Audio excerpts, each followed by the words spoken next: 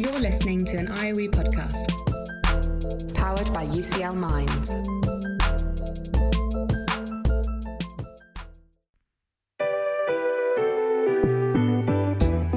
This is Research for the Real World. Conversations with researchers about the paths they've taken to shape our everyday lives.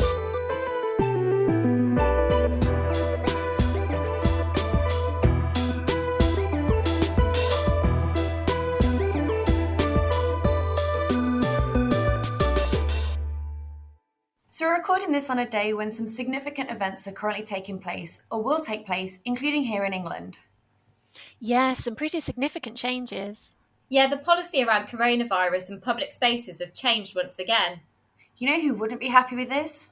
Who? I think some Londoners might not be happy with the changes. London has changed so much in these last couple of years. It's been really interesting to see what remains and what no longer is around. The high street, for example, or maybe even a certain restaurant. What's something you're excited to go back to in London? For me, it's definitely live events like theatre or comedy nights. I really miss those. It's been so nice to go back to catching up with friends in person again. In this season of Research for the Real World, we're exploring the myriad of ways that the IOE has established research-led relationships across London.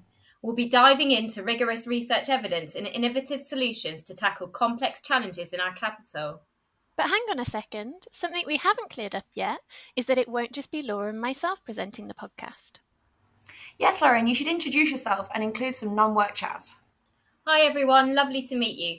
My name's Dr. Lauren Hammond and I'm lecturer in Geography Education here at IOE, UCL's Faculty of Education and Society.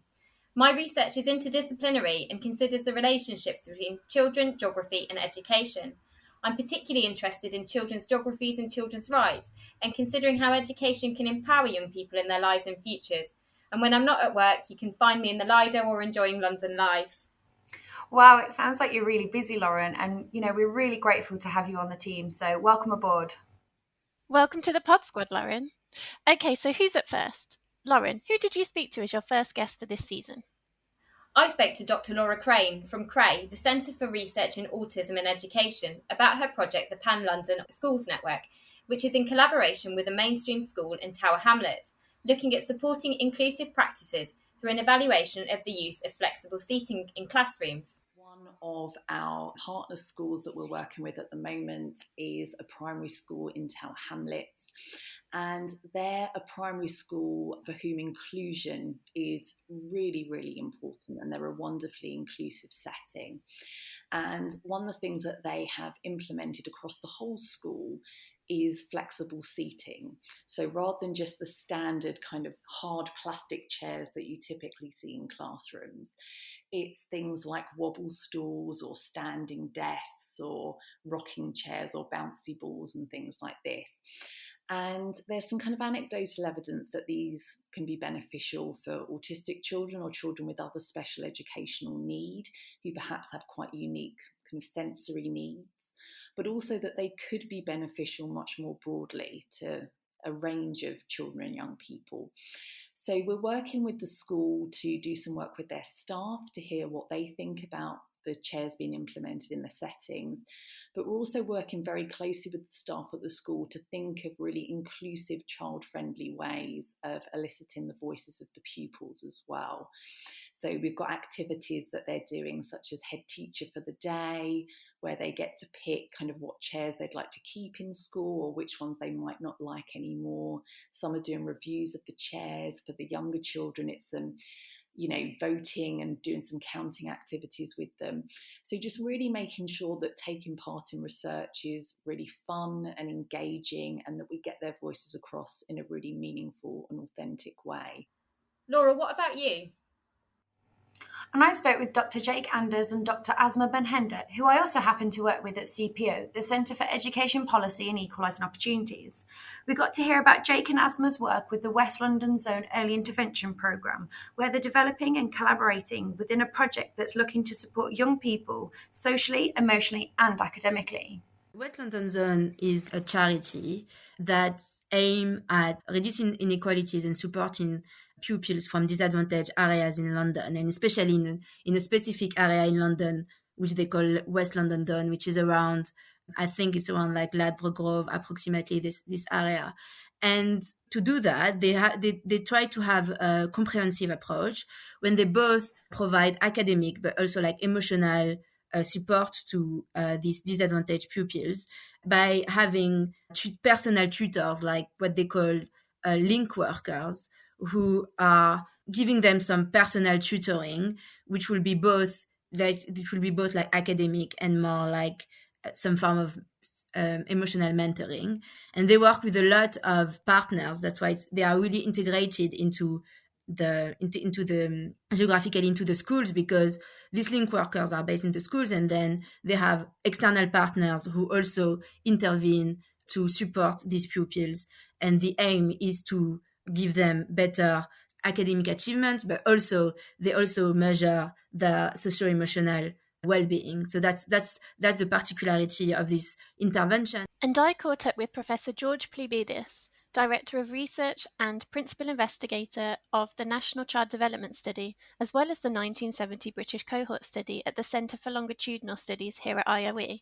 It was really interesting to hear how those longitudinal studies have informed so much policy and practice over the years, including things that we now take for granted. Many years ago, that a paper that was published in the early 70s. So because some of the things that we take for granted now in terms of policy, right, and so on, it wasn't always the case. And I will give the example of maternal smoking during pregnancy, which of course now, for example, nowadays, right, it's well-known policy, right? It's detrimental. It shouldn't be happening. Generally, smoking is detrimental, obviously, right? But maternal smoking during pregnancy. Now, one of the first papers that picked up a signal on how maternal smoking during pregnancy can be detrimental, for example, can increase the likelihood of low birth weight, for example, and later on fetal mortality and so on, was published with data from the 1958 British birth cohort. And we take this for granted now, right, as a kind of public health policy, but that was one finding that was published in the early 70s, and of course has shaped public health policy since then, right, along, of course, with other studies that picked up similar signals and so on. So that's one example from many years in the past. I also spoke with Dr. Claire Forrest, whose interests include language development and developmental disorders. It was really great to hear about Claire's work supporting parents of nursery children in Tower Hamlets in London. So, we don't know what the findings of the intervention are just yet, but because we did the baseline in 2019, we did have some results from that. So we could see that, as expected, the children that we were working with in these disadvantaged areas do have significantly lower language levels than would be expected for their age. And then what's also quite interesting, because we're looking at London and the northeast of England, London, of course, being so diverse and multicultural, has a lot more children with English as an additional language compared to the majority white north of England. So we also saw a difference there. So these children with English as an additional language, or EAL, they had lower language than the rest of their peers. So they're at a slightly more disadvantage. And we also looked at the social and emotional outcomes as well, because that's what my PhD focused on, was the link between language and social and emotional. So listen up. And get ready for season 14 of Research for the Real World. Right here on the IOE podcast. Research for the Real World is produced by IOE Marketing and Communications and IOE Research Development. The theme music was created by Rob Cochran. Tatiana Sotero-Diaz is the series advisor, Amy Leibowitz is the series producer, and Jason Ilagan is the executive producer of the IOE podcast.